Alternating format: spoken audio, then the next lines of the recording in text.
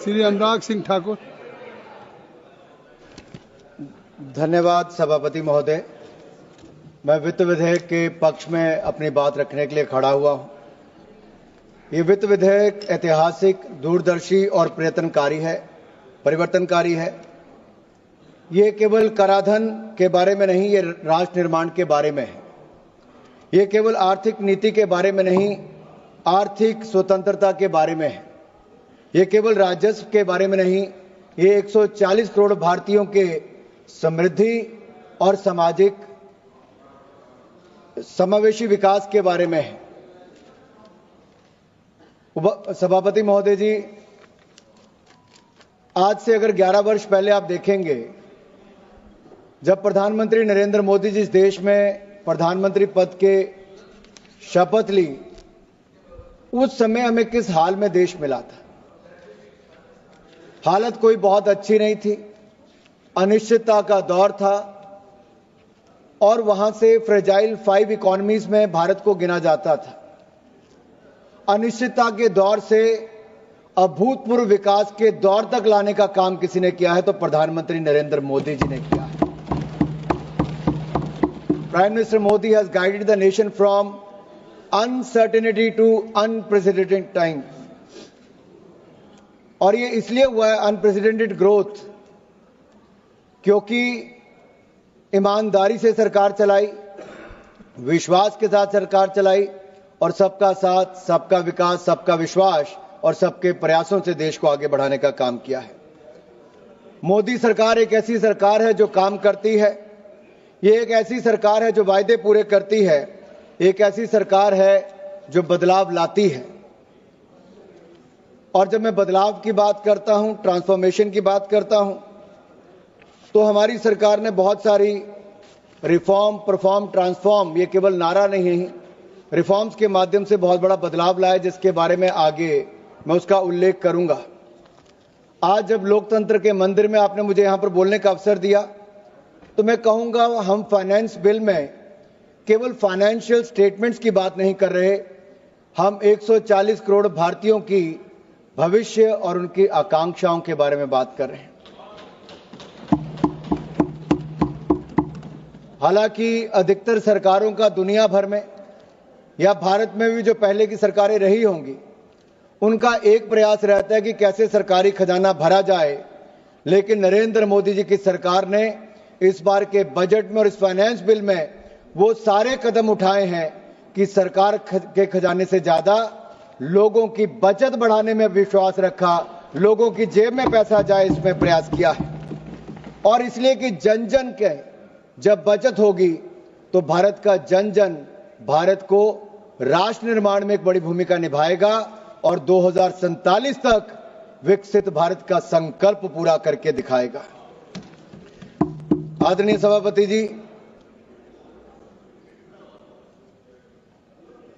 भारत की जो आज स्थिति है, कुछ विपक्ष के सदस्यों ने कहा कि दुनिया भर में ये हालत वो हालत है।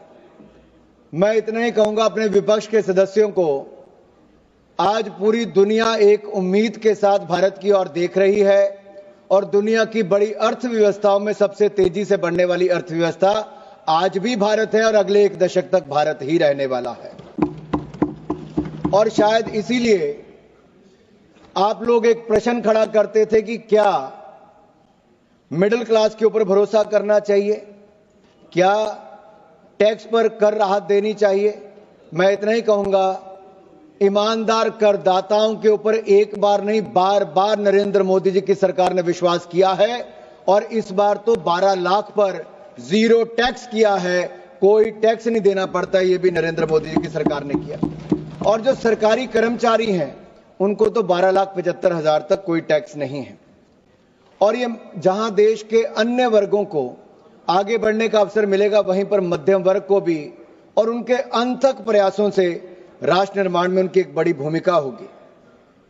इस बजट, इस फाइनेंस बिल में विकसित भारत का जो संकल्प हम लेकर चले हैं, इसमें युवाओं के लिए अवसर है, महिलाओं के सशक्तिकरण की बात है, हर भारतीय को सफल होने के लिए मौका दिया गया है और टेक्नोलॉजी का उपयोग करने का बल दिया है।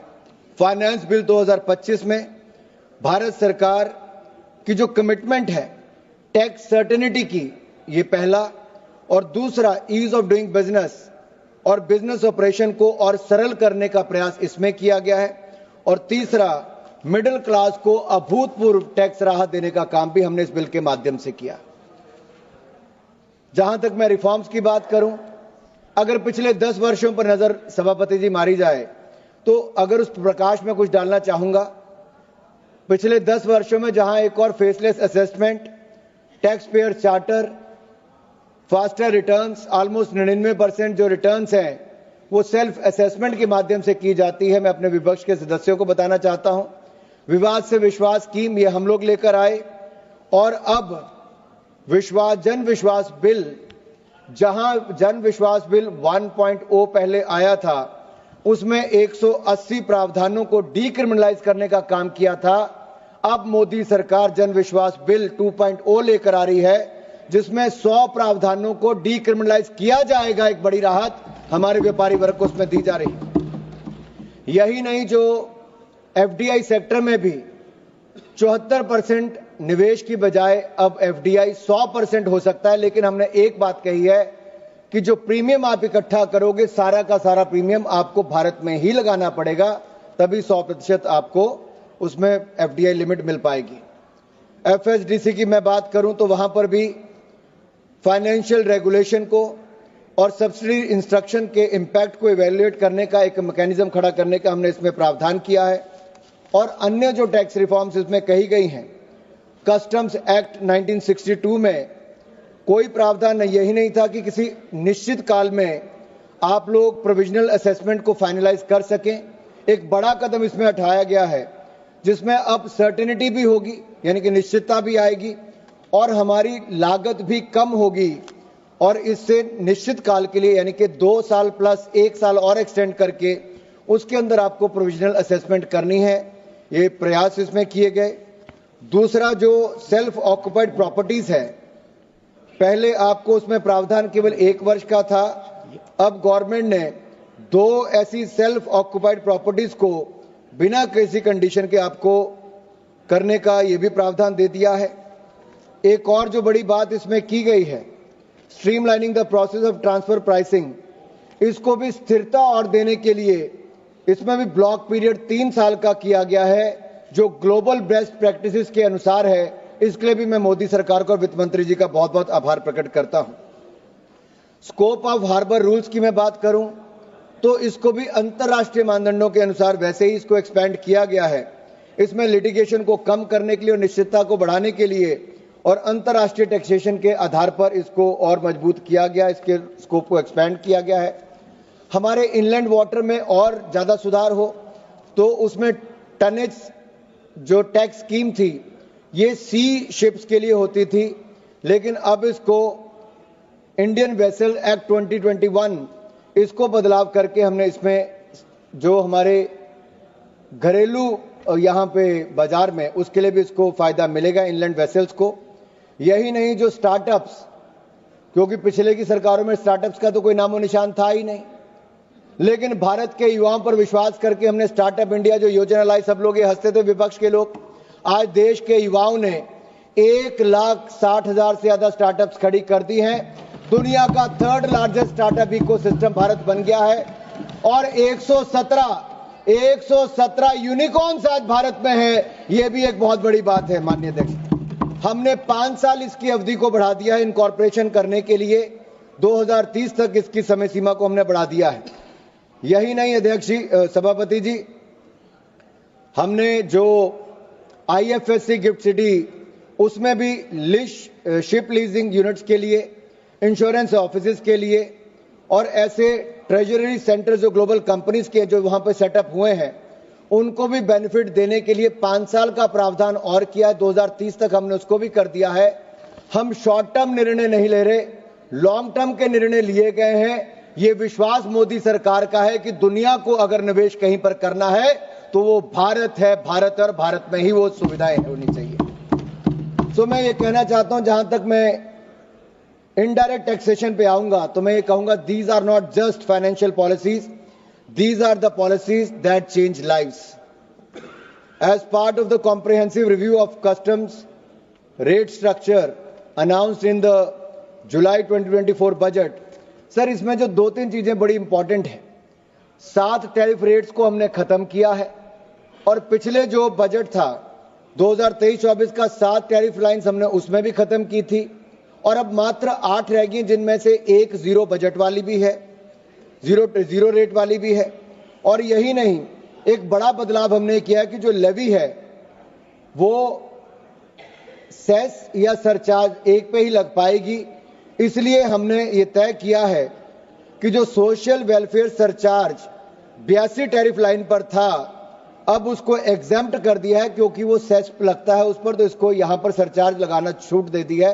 ये भी एक बड़ा कदम सरकार का है। यही नहीं, ड्रग्स और मेडिसिन जो पेशेंट असिस्टेंस प्रोग्राम जो फार्मास्यूटिकल कंपनीज रन करती हैं, इनको भी कस्टम ड्यूटी पूरी तरह से मुक्ति दे दी है और 37 ऐसी दवाइयां जो लोगों के जीवन को बचा सकती हैं, उनको भी पूरी तरह से कस्टम ड्यूटी माफ कर दी है। और 13 न्यू पेशेंट असिस्टेंट प्रोग्राम्स, इस पर भी हमने बेसिक कस्टम ड्यूटी को समाप्त कर दिया है। इसके लिए मैं मरीजों की ओर से और जनता की ओर से सरकार का बहुत बहुत आभार प्रकट करता हूं। यही नहीं, एक और जहां इंडस्ट्री के लिए इंपोर्ट करने के लिए अलग अलग रूल्स का बदलाव किया गया, अब 6 महीने के लिए नहीं, 1 महीने के लिए and use of imported inputs, इस रूल्स को बदलाव किया गया है। और जो इनको मंथली स्टेटमेंट देनी पड़ती थी, अब इसको क्वार्टरली स्टेटमेंट कर दिया है, तिमाही स्टेटमेंट किया है। यही नहीं, माइक्रो स्मॉल मीडियम एंटरप्राइजेस, जहां एक और इसके लिए अगले 5 साल में 1.5 लाख करोड़ रुपया सूक्ष्म लघु उद्योग वालों को पैसा मिलेगा, एडिशनल क्रेडिट मिलेगा।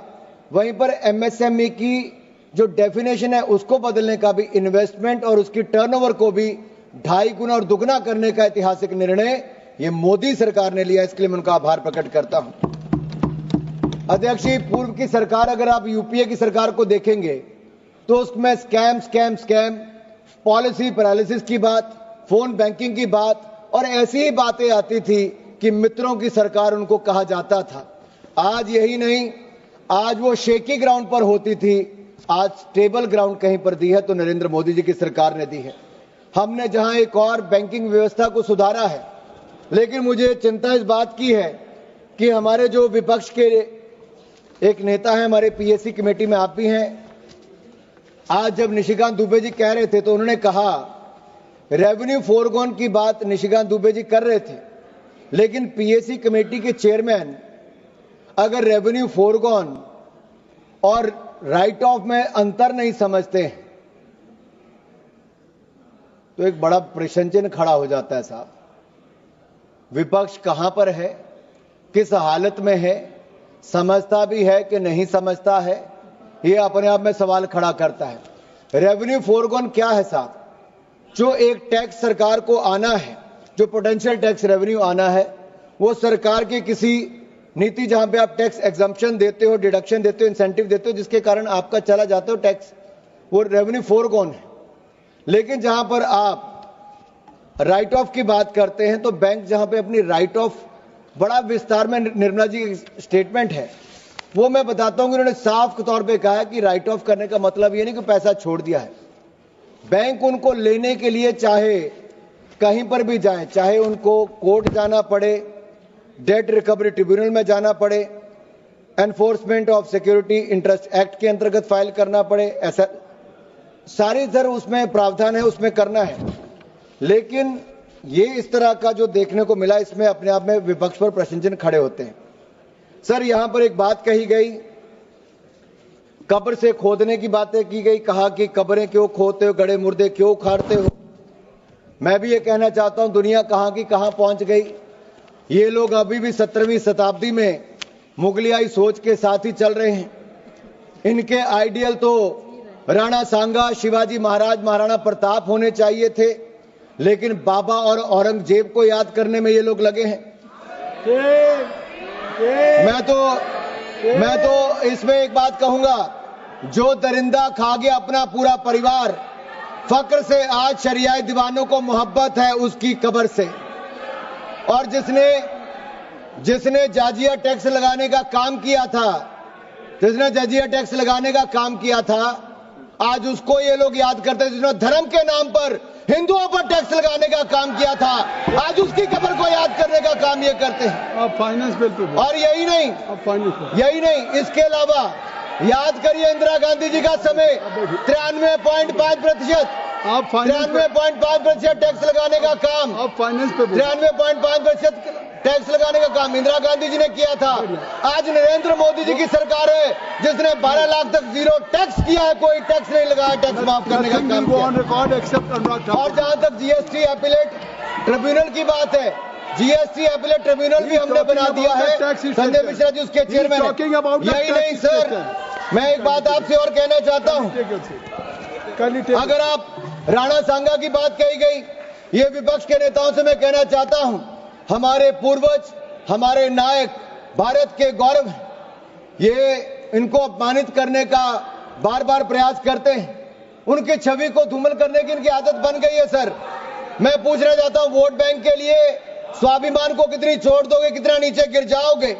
मैं कहूंगा वीर कभी मरते नहीं, वो सदा जिंदा रहते हैं, कभी दिलों में कभी इतिहास में अमर रहते हैं। साहस इतना था शूरवीर राणा सांगा में, भर भर देश के दुश्मन कांपते थे थर थर। मेवाड़ शिरोमणि को तुम नीचा क्या दिखाओगे? मुगलिया सोच की औलादो, जिनके 80 घाव थे तन पर, व्यथा नहीं थी मन में। आज अगर राणा सांगा जिंदा होते तो तुम जैसे दूर कोने में बैठकर टोपियां सिल रहे होते। सर यही नहीं, अगर मैं बात करूं, आज मुस्लिम आरक्षण की बात करते हैं, बाबा साहब अंबेडकर के संविधान की कॉपी को लेकर जाते हैं। अरे संविधान को पहले तार तार करने का काम आपने इमरजेंसी के समय किया था, आज मुसलमान को आरक्षण देने की बात करते हो। तुष्टीकरण की राजनीति के लिए मुसलमानों के ठेकेदार बनने का काम करते हो। सबके हक की बजाय मुस्लिम परस्ती में मशगूल कांग्रेस, क्या आप मुस्लिम लीग बनाने की बात करते हो? अरे गांधी जी, महात्मा गांधी जी और सरदार पटेल जी के देश में आप जिन्ना का मुल्क बनाने की सोच मत रखो। हम जिन्ना का मुल्क कभी नहीं बनने देंगे, कभी नहीं बनने देंगे। माननीय अध्यक्ष जी, माननीय सभापति जी, ये बात करते थे जॉब क्रिएशन की। आप फाइनेंस बिल्कुल। माननीय सभापति जी, ये जॉब क्रिएशन की बात करते थे।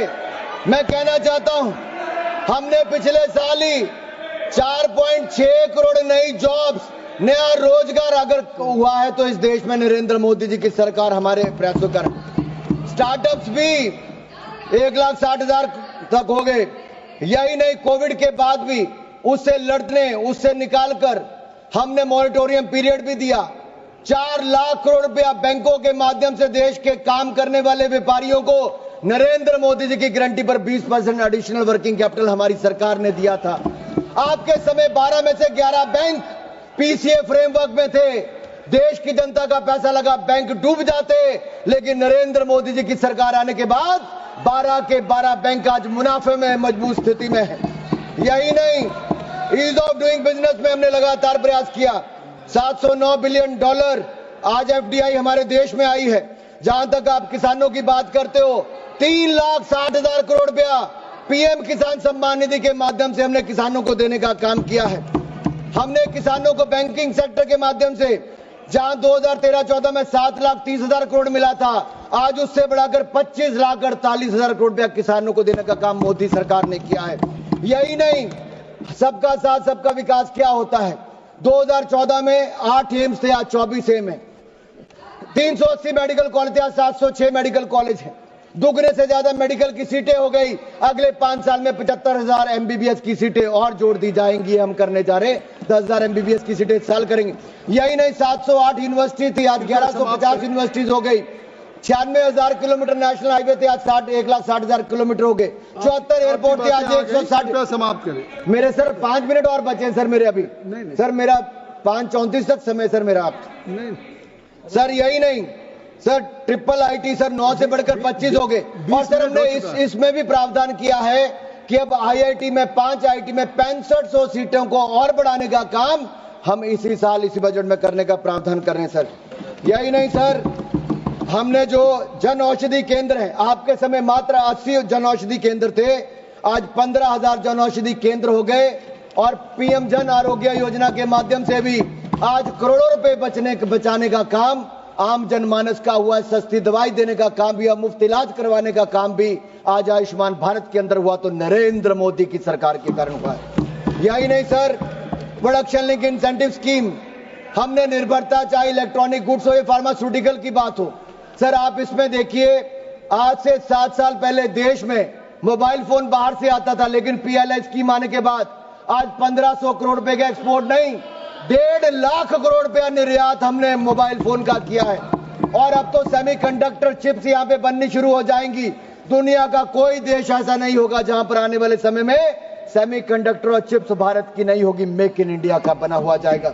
यही नहीं सर, असम में भी दिलीप भाई ने, यहाँ पे बैठे हैं साइकिया जी, इन्होंने कहा यही नहीं सर, भ्रष्टाचार और निकम्मेपन के कारण आपकी सरकारों के समय अर्थव्यवस्था जरा नीचे जा रही थी, लेकिन आज हम पारदर्शिता भी लाए, जवाबदेही भी लेकर आए हैं। विकास पारदर्शिता के कारण हम दिखवा लेंगे समावेशी विकास की ओर हम देश को आगे लेके जा रहे हैं। सर यही नहीं, मैं आपसे 2-3 बातें और कहना चाहता हूं। अब समाप्त करें। आज हम प्रधानमंत्री नरेंद्र मोदी जी के नेतृत्व में कह सकते हैं, भारत भविष्य का इंतजार नहीं करेगा, बल्कि भविष्य भारत का इंतजार कर रहा होगा। सर मैं ये कहूंगा, आज हम सब लोग सत्ता पक्ष के हों विपक्ष के हों, इस वित्त विधेयक को पूरे विश्वास, पूरी प्रतिबद्धता और पूरे विश्वास के साथ, धन्यवाद, विकसित भारत, सुरक्षित भारत, समृद्ध भारत, संपन्न भारत बनाने की ओर आगे लेकर जाएं। हम सब इकट्ठे मिलकर एक ऐसा भारत बनाएं। ऐसा ही मेरा आप सबसे निवेदन रहेगा। इस ऐतिहासिक फाइनेंस बिल के लिए मैं वित्त मंत्री निर्मला सीतारमण जी का बहुत बहुत आभार प्रकट करता हूं और नरेंद्र मोदी जी से इतना ही कहूंगा कि हमें आपके नेतृत्व में पूरा विश्वास है और आपके नेतृत्व में ये देश लगातार आगे बढ़ता जाएगा। हम सब मिलकर 2047 से पहले विकसित भारत बनाएंगे। We will not sit till we make India विकसित। धन्यवाद सर, जय हिंद।